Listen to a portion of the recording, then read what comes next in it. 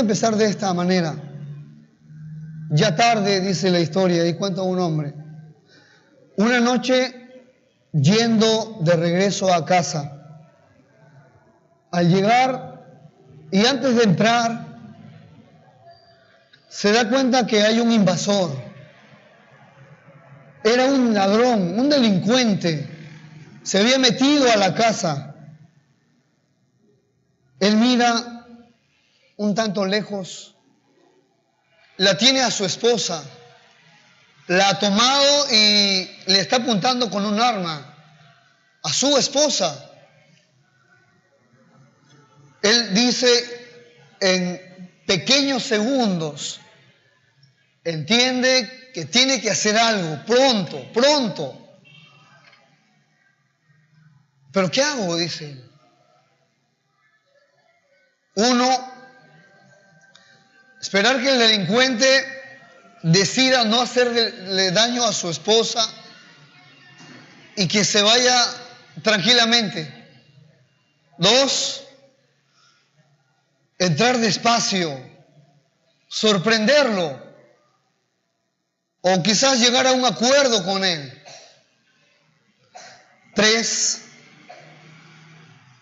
de repente, de forma imprevista, entrar corriendo a toda velocidad y tratar de derribar al ladrón al piso y sujetarlo. Y ahí está este hombre en medio de esta situación, sin saber exactamente lo que va a hacer. Es un momento muy tenso, muy difícil para él. Y él dice, miserable de mí, porque no sé qué hacer. En este momento tan crucial, no sé cómo actuar, no sé qué decidir y no sé qué hacer. ¿Sabe? Un escritor estaba contando esta historia y estaba diciendo y hablando acerca de la vida de algunos cristianos. Y él dice, la vida de algunas personas es más o menos así. Están tratando de vivir de forma santa. Están tratando de apartarse del pecado, de ser honestos, de hacerle a la lucha, hacerle la guerra, poner de su parte de todas las formas, de esforzarse. Pero se encuentran con el pecado que parece un ladrón, que es un ladrón armado, malvado, que condena. Y ellos se dan cuenta que a pesar de su honestidad, de sus muchas ganas de hacer bien las cosas, se levanta otra ley en medio de sus miembros, que quiere hacer su voluntad, que quiere ir tras sus deseos, tras sus propios apetitos, que empiezan a entrar en esa lucha con el hombre rebelde, el hombre que le gusta deleitarse en el pecado, que se quiere salir con la suya, que no le quiere dar cuenta a nadie, que quiere hacer su propia voluntad. Y se encuentran en medio de una encrucijada, porque por un lado quieren obedecer a Dios y quieren vivir de forma santa, y por otro lado hay una realidad dentro de su ser. Es ese viejo hombre, es ese viejo Marcos, ese viejo Esteban, ese hombre acostumbrado, tramposo, que le gustaba decir medias verdades o decir bromas en doble sentido. Y ahí están las personas, los cristianos muy honestos, pero tratando de enfrentar una lucha consigo mismos. Como decía Spurgeon, él decía, él es el príncipe de los predicadores, y él decía, tenemos dentro de nosotros a nuestro peor enemigo. Y más, imagínense que por un lado nosotros luchamos con el hombre, la vieja naturaleza, el viejo hombre que está dentro. Y la Biblia dice que es un hombre corrompido, viciado, acostumbrado, mañoso, tramposo, que le gusta irse por la tangente cuando le van a reconocer sus errores.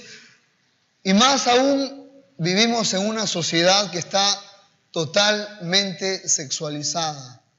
Una sociedad donde parece que el tema de cada día tiene que ver con los chistes obscenos de sexo y etcétera, etcétera, etcétera de cosas.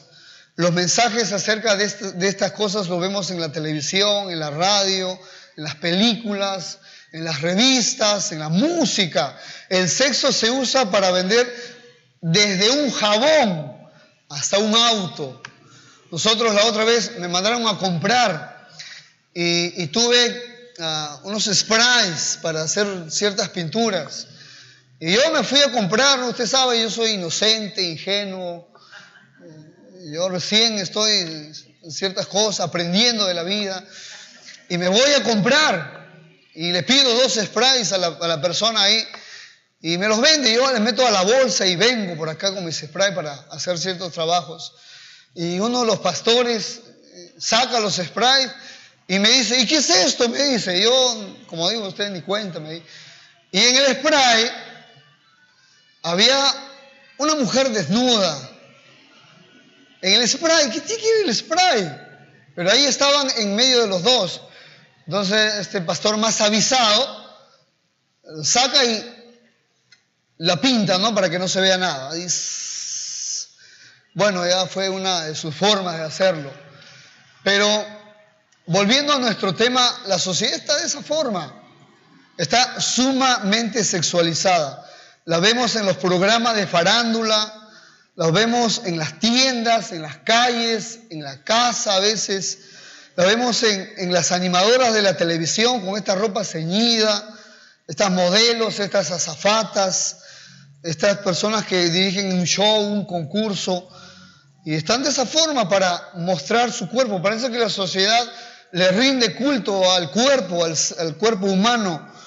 Por otro lado, tenemos a los pequeños, niños de 10 años, 9 años, con unos bailes tan pequeños y expuestos a bailes, exponiendo sus pequeños cuerpos, tan ingenuos cuerpos, saliendo en concursos, bailando de tal forma.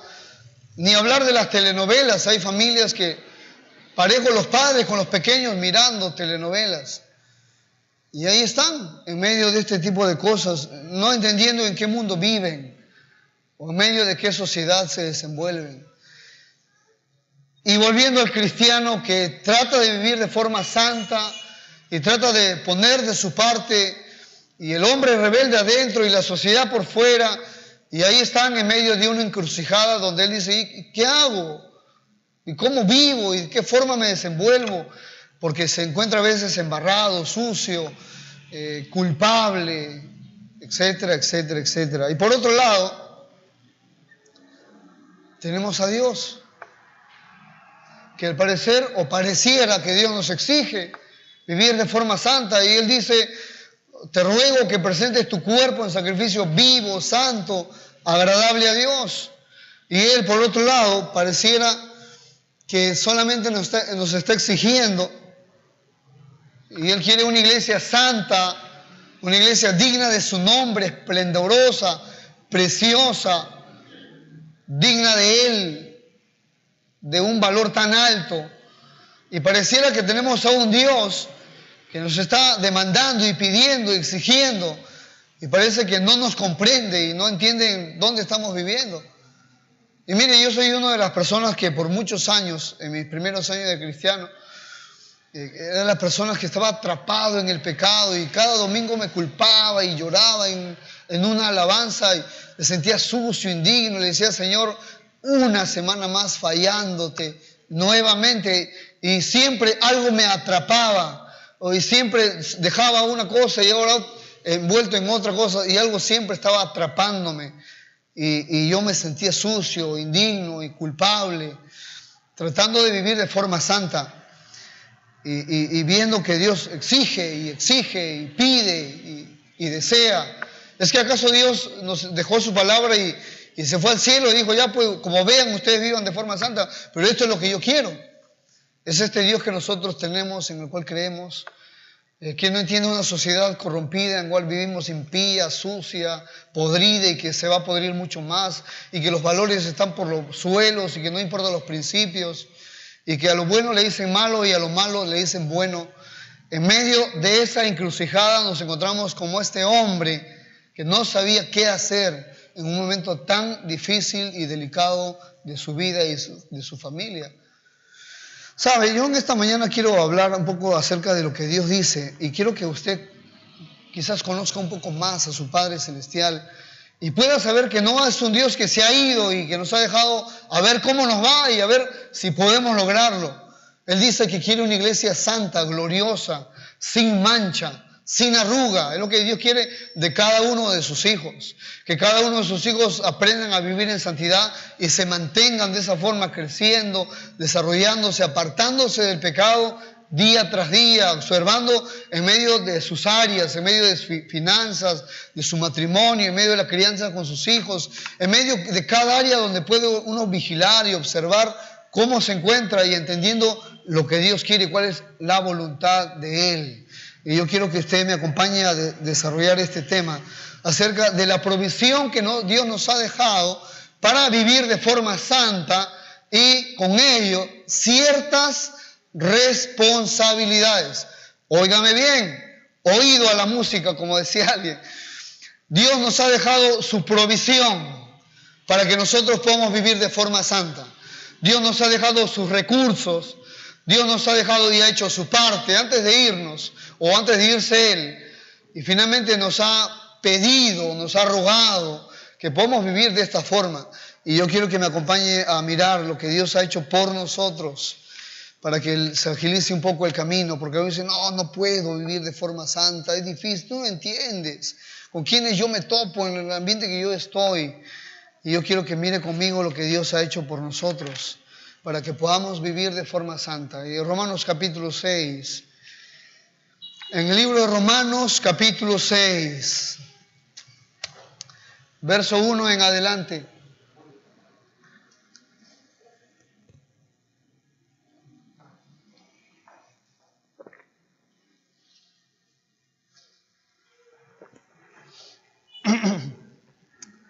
Romanos capítulo 6.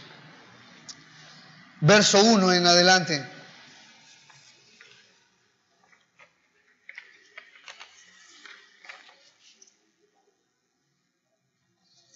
¿Sabe? Antes de dar lectura, debo decirle algo más. Mire, todos aquellos que han aceptado a Jesús, y escúcheme bien, de repente usted todavía no ha aceptado a Jesús, visita la iglesia, congrega, es simpatizante, le gusta, etc.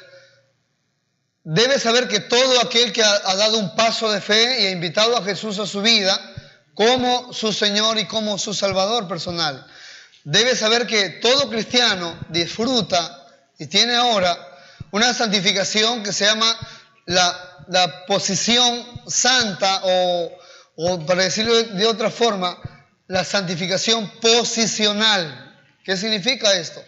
Que todo aquel que ha invitado a Jesús a su vida, Dios lo ha puesto en una posición donde delante de Dios, donde a los ojos de Dios ha sido justificado y ha sido limpiado de todo su pecado. Esta es la posición que tiene todo hijo de Dios.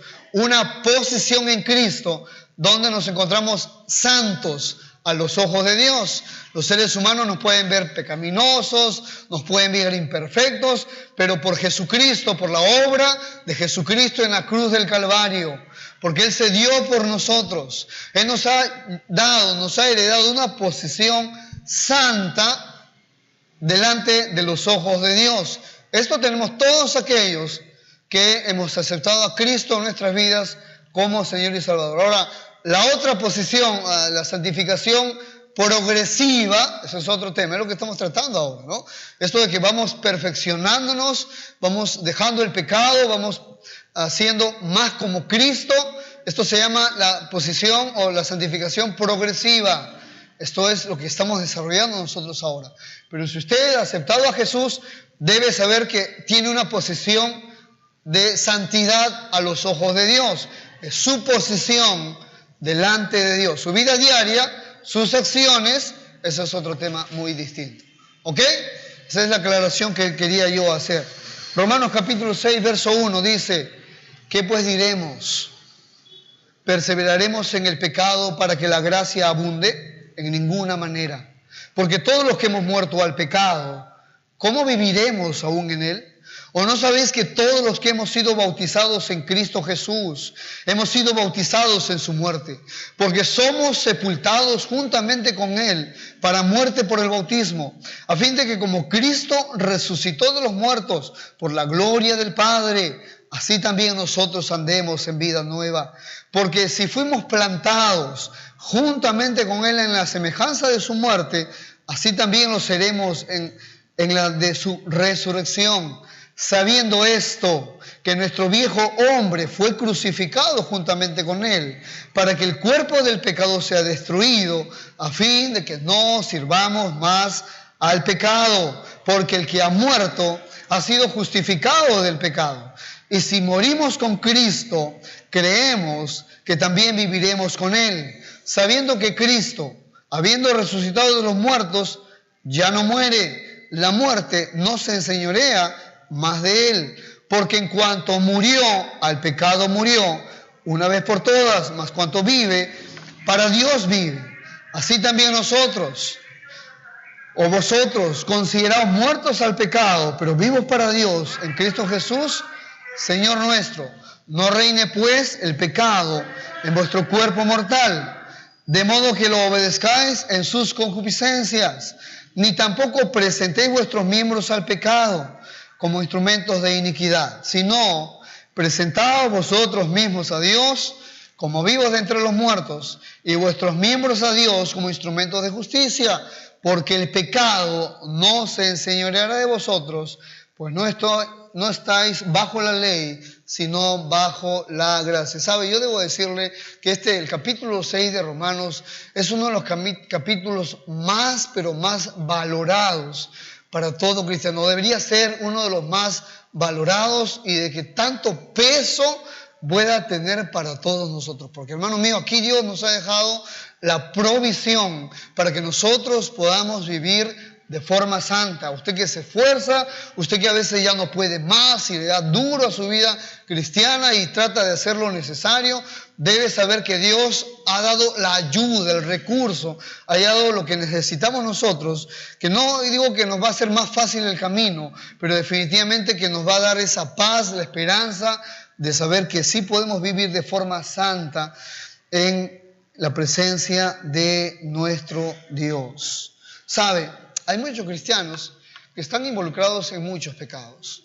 Y mientras vamos avanzando en algunas de la información que tenemos,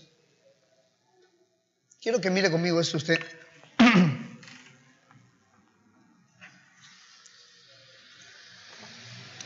Debe saber que, como usted verá, estas son estadísticas de personas y con su porcentaje de cuántas personas están involucrados en ciertos pecados. Esto no es para saber si los hombres son mejores que las mujeres. Esa no es la intención. Lo que usted va a ver en medio de esta lista es que hay pecados tan graves, tan delicados, que se le atribuye más bien al género masculino, a los hombres, a los varones. Y nosotros queremos un poco repasar o mirar acerca de esta situación, porque algunos con grandes excusas dicen: no, yo no puedo, tú no entiendes con qué yo lucho, o dónde yo estoy, o con qué persona yo topo en mi vida. Tú no sabes lo que yo enfrento dentro de mí. Tú puedes hablar y decir mucho, pero tú no sabes en qué situación yo me encuentro, y por eso a veces están involucrados en este tipo de pecados. Pero debes saber, antes de dar lo que Dios nos ha dejado, quiero que miremos un poco acerca de esta situación de personas y lamentablemente de algunos cristianos que están involucrados en este tipo de cosas. Chismorrear, chismosería, hablar de otros a sus espaldas, etcétera, etcétera.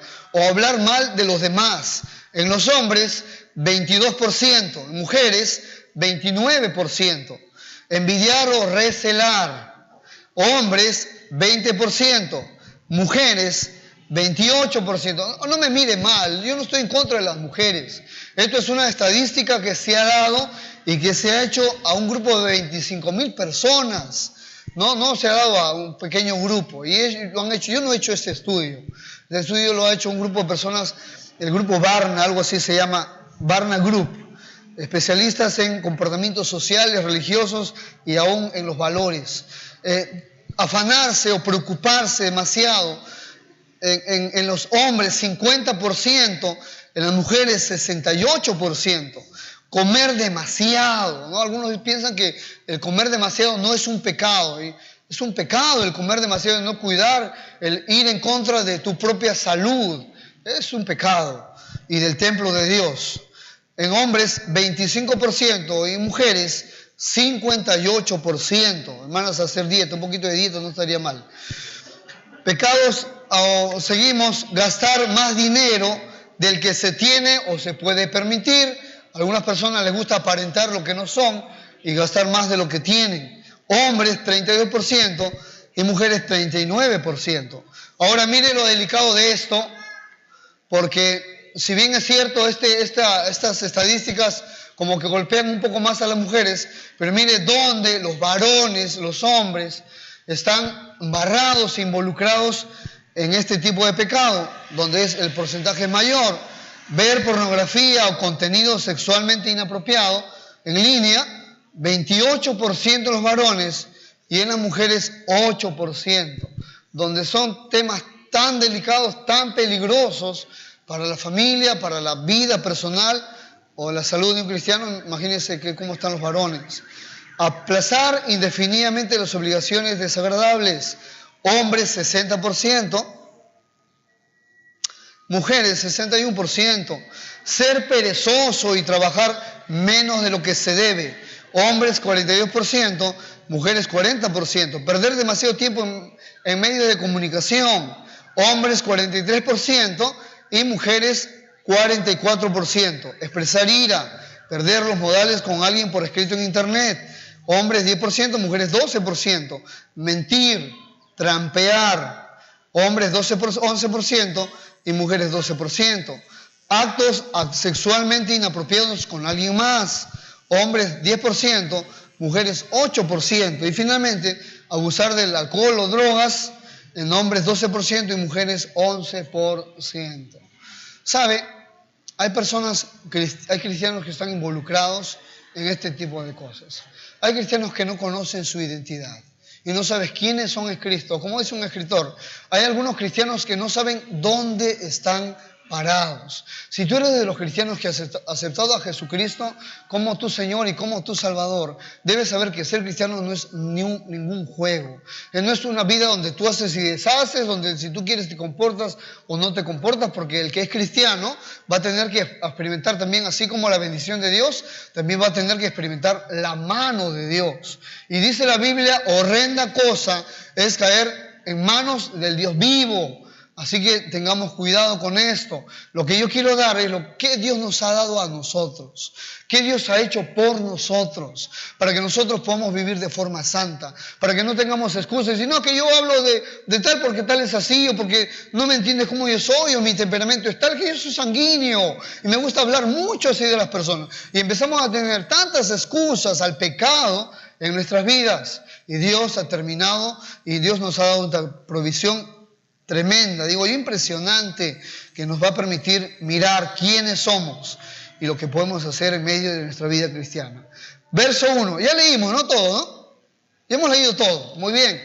¿Sabe? Este capítulo en Romanos, el apóstol Pablo en el capítulo 5 está hablando acerca de la dimensión del pecado. ¡Wow! El pecado es tremendo. Desde Génesis capítulo 6 hasta nuestros días, o hasta, vamos a decirlo, a Romanos capítulo 5, el pecado había crecido, había abundado de tal forma y de tal manera. Por un hombre, el pecado entró en el mundo. Y ahora a todos los hombres. El pecado no solamente es recordarnos del huerto del Edén y el pecado original. No somos pecadores por el pecado original solamente. Somos pecadores por nuestras propias vidas, que se va evidenciando justamente ese pecado. Hacemos, deshacemos, tratamos mal, miramos cosas lujuriosas. El pecado se va mostrando en nuestras vidas. Y el apóstol Pablo está hablando acerca de este tema en el capítulo 5 y finalmente dice, así como ha abundado el pecado, finalmente la gracia de Dios ha sobreabundado. El hombre ama, o Dios ama al ser humano de tal forma y de tal manera, no es que se va a hacer al loco con sus pecados, sino que está en un tiempo de gracia donde Dios está pasando por alto Y óigame bien, Dios está pasando por alto el pecado de todos los hombres y en Jesucristo está dando perdón de pecados y vida nueva y vida eterna. Lo único que está pidiendo es que el ser humano se arrepienta y cambie de dirección su vida.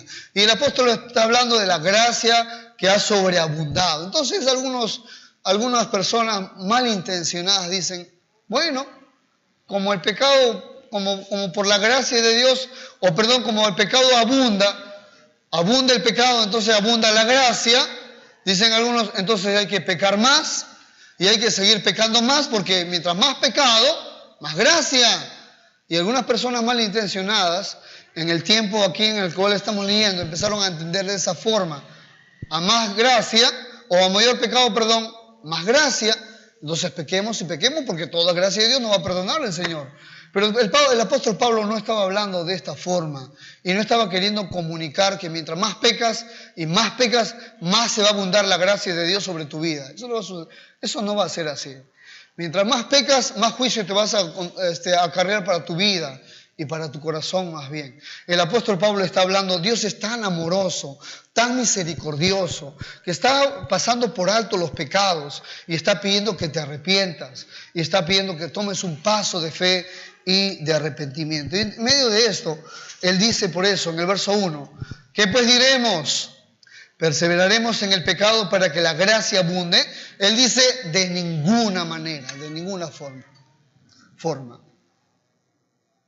Porque los que hemos muerto al pecado, ¿cómo viviremos aún en él? Entonces, él empieza a desarrollar lo que Dios nos ha dejado para que nosotros podamos vivir de forma santa. La provisión de Dios. Noten el verso 2. Verso 2 dice así, en ninguna manera, porque los que hemos muerto al pecado, ¿cómo viviremos aún en él? Oiga, usted está leyendo lo mismo que yo estoy leyendo en la Biblia. Él usa una frase y dice, porque los que hemos muerto al pecado. Y yo le diría a Pablo, yo no he muerto al pecado, porque yo veo mi vida diaria, que yo sigo pecando y fallándole a Dios, y que sostengo una lucha con el pecado día tras día, y si no cuido mis ojos y volteo para otro lado, y si no termino de esta dirección volteando para otra dirección, yo termino contaminado en medio de mis pensamientos y en medio de mis ojos. Si no cuido mis palabras, pueden empezar a salir ciertas cosas de mí y de mi corazón también. ¿Cómo es que yo he muerto al pecado cuando yo me veo en mi vida realidad que no es así? Que el pecado en mi vida está más vivo que nunca. Y él dice, pero los que han muerto al pecado, ¿cómo viviremos aún en él? Y él está sosteniendo su respuesta. Y él dice esta verdad. Todo cristiano ha muerto al pecado. Y entonces Pablo debe estar refiriéndose a otra cosa. Entonces el apóstol Pablo debe estar hablando de otra forma. Todo cristiano ha muerto al pecado. ¿Qué significa eso?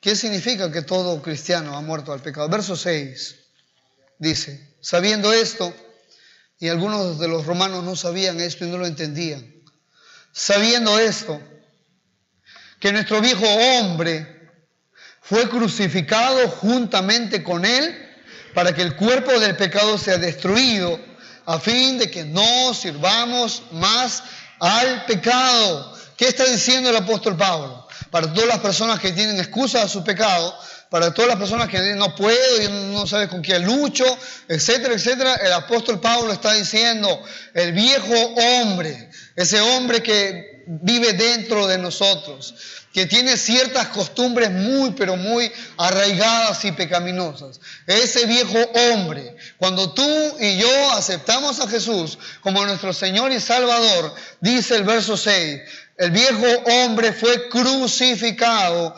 juntamente con él para que el cuerpo del pecado sea destruido, a fin de que no sirvamos más al pecado. Ese viejo hombre que tenía el control de mi vida, ese viejo hombre que tenía el asiento y el trono de mis pensamientos y de mis deseos. Este viejo hombre que estaba guiado por mi carne y por mis concupiscencias. Ese viejo hombre, cuando yo acepté a Jesucristo como mi Señor y como mi Salvador, Cristo Jesús lo ha crucificado en la cruz del Calvario.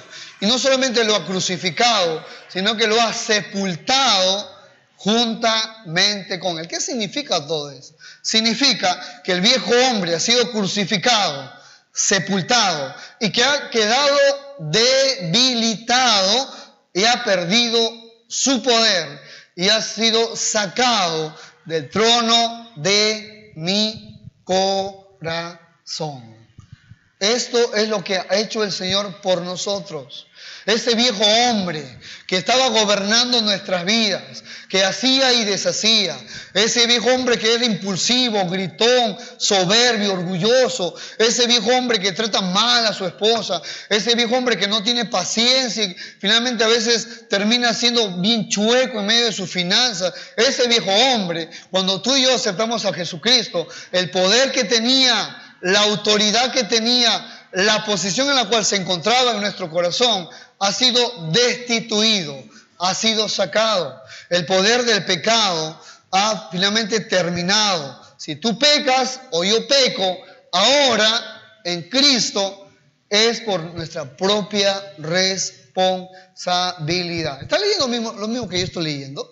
Verso 6 dice, pues nuestro viejo hombre fue crucificado juntamente con él para que el cuerpo del pecado sea destruido. La mejor traducción de la palabra destruido no es que ha desaparecido el viejo hombre y no es que la vieja naturaleza ha sido destituida. Este viejo hombre ha quedado inerte, ha quedado inefectivo. Ahora no tiene poder para gobernarnos, a menos que nosotros le demos el poder.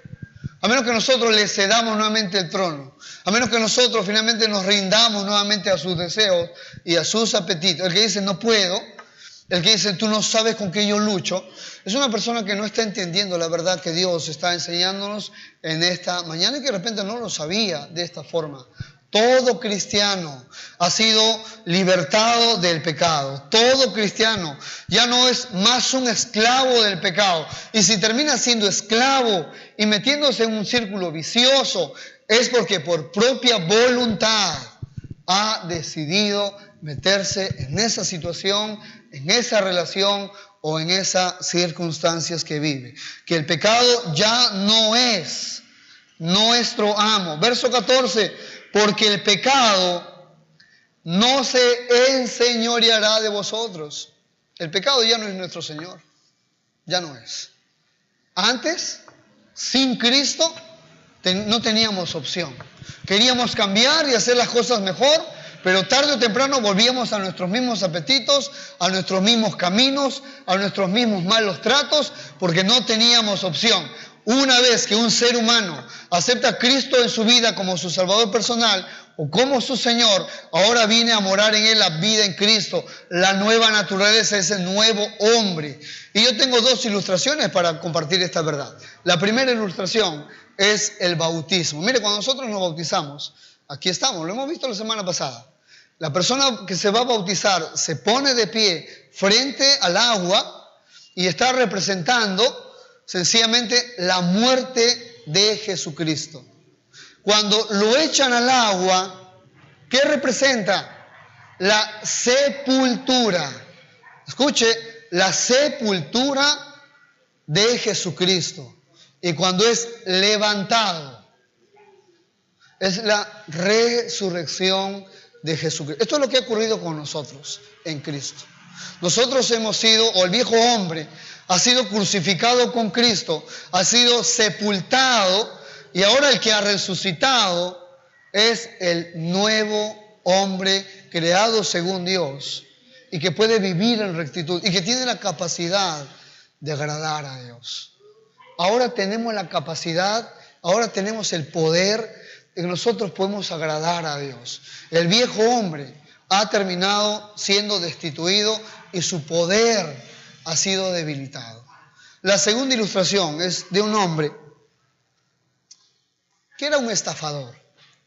Cuando él nació le pusieron un nombre que significaba engañador o el que te agarra por detrás. Este hombre siempre se salía con la suya. Le terminó engañando a su hermano, le terminó engañando a su padre, y así como él estafaba, también lo estafaban a él. El rótulo de este tipo de hombre era que siempre me voy a salir con la mía. Siempre de alguna u otra forma puedo hacer las cosas para que todo salga a mi favor. Él vivió por mucho tiempo de esa forma y de esa manera. Definitivamente que en la vida de este hombre gobernaba el viejo hombre. Él se llamaba Jacob. Este era el viejo hombre. Él tuvo ciertos encuentros con Dios. Y uno último, él luchó con un ángel toda un amanecer. La lucha fue intensa. La lucha no fue nada, pero nada sencilla, como cuando tú y yo luchamos contra el pecado. Ahí estamos dándole y nos esforzamos y tratamos de hacerle frente al pecado. La lucha de este viejo hombre, Jacob, con el ángel de Dios, fue una lucha intensa que duró mucho, pero muchas horas. Tanto así que este hombre, Jacob, estaba a punto de vencer al ángel. ¿Y sabe qué pasó? El ángel le tocó el muslo. ¿Y cómo lo dejó? Lo dejó cojo. Exactamente. Este hombre, este viejo hombre de Jacob, se quedó cojo. Ese mismo momento él es transformado y cambia su nombre y la historia de su vida es otra. Y esta es la mejor ilustración. El viejo hombre que habita en nosotros ha sido quedado cojo. Está incapacitado. No puede gobernar nuestras vidas a menos que nosotros cedamos, a menos que nosotros le demos nuevamente el trono, a menos que nosotros, por voluntad propia, finalmente terminemos sirviéndole una vez más. Esto es lo que ha hecho Dios por nosotros. Ese viejo hombre está debilitado, ha perdido todo su poder, ha perdido todo su gobierno. El pecado ya no nos puede esclavizar a menos que nosotros lo permitamos. Esta es la provisión que Dios nos ha dejado. Y ahora, ¿cuál es nuestra responsabilidad? Y con esto yo quiero terminar. Responsabilidad número 1. Ahora del cristiano, en medio de lo que Dios nos ha dejado. Verso 11 dice, así también vosotros, consideraos muertos al pecado, pero vivos para Dios en Cristo Jesús. Primera responsabilidad, muy sencilla, mire.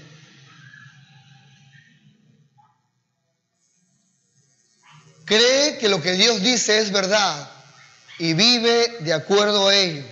Dice, así también vosotros consideraos muertos al pecado, pero vivos para Dios. Es como cuando te dirían, ¿tú crees que Dios es fiel? Sí. Y vives de acuerdo a esa fidelidad. Igual, Dios dice que nosotros estamos muertos al pecado. Vive con esta verdad diariamente. Vive con esta verdad todos los días. El viejo hombre ha sido destituido y ha perdido todo poder. Lo único que tenemos que hacer es confiar en lo que Dios dice y manejarnos de acuerdo a lo que Dios ha dicho que es verdad. 2, segunda verdad o segunda responsabilidad. Verso 12, no reine pues el pecado en vuestro cuerpo mortal, de modo que le obedezcáis en sus concupiscencias. Segunda responsabilidad, no permitas de ahora en adelante, escucha, no permitas de ahora en adelante que el pecado te controle y te domine. Ahora depende de ti y depende de mí. Por eso Él nos ha dejado, verso 12 dice, no reine pues, está hablando a nosotros ahora. Depende de nosotros, si algo te domina, si algo te empieza a controlar, si algo te empieza a esclavizar, es porque lo hemos permitido nosotros. Y responsabilidad número 3.